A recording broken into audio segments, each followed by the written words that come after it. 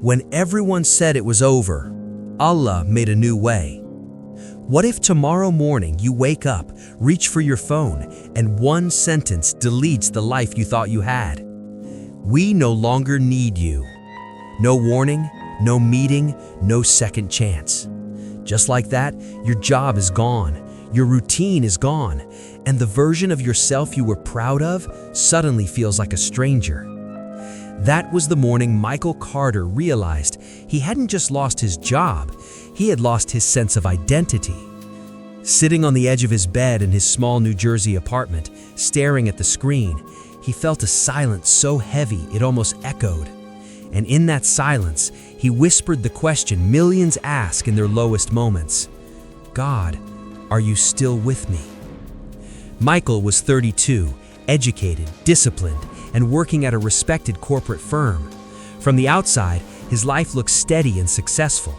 He dressed sharp, spoke confidently in meetings, laughed with coworkers, and talked about promotions and future investments. But what no one saw was how deeply his confidence was tied to his job title. It wasn't just employment, it was validation.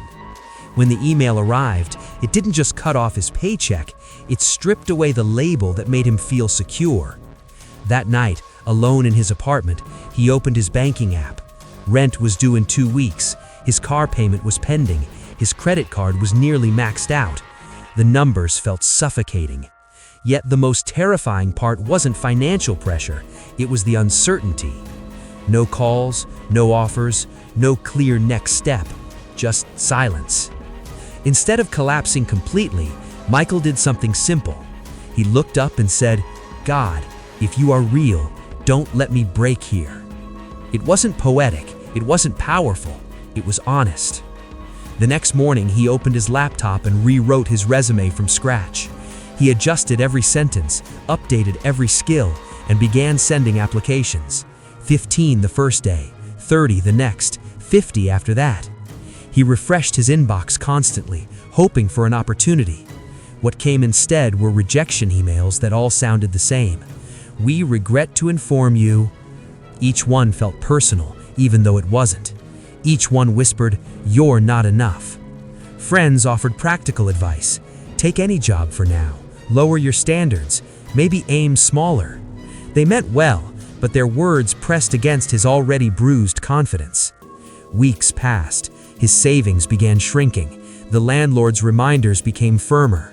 Anxiety followed him everywhere, into the kitchen, into the shower, into his sleep.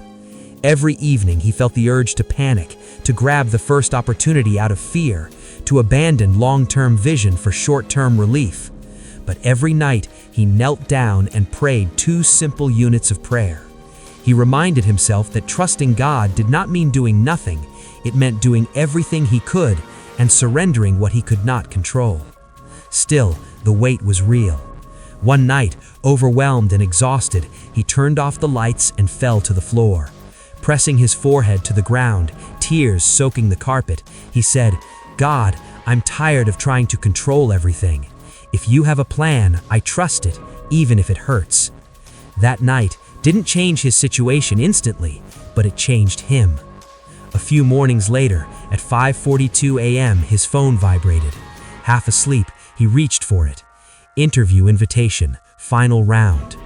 The company was small, the salary range was average, but something inside him felt steady. During the interview, he didn't pretend to be perfect. He didn't exaggerate his achievements. When asked why they should hire him, he replied, I may not know everything yet, but I won't quit. There was no dramatic speech, just quiet confidence built through struggle. Days later, he received the offer letter. The salary was lower than his previous job, but his dignity remained intact. He accepted it with gratitude and began working consistently, without complaint. 6 months in, he was handed a struggling project others had failed to fix. Instead of seeing pressure, he saw purpose. He worked late, studied patterns, collaborated with the team, and rebuilt the strategy piece by piece. Within months, the department's performance improved dramatically. By the end of the year, the project had doubled revenue in its category. Exactly 1 year after losing his old job, Michael was promoted. Looking back, he realized something profound. Losing his job didn't destroy him, it refined him. It stripped away the illusion that his security came from a company. It forced him to build strength that didn't depend on a paycheck.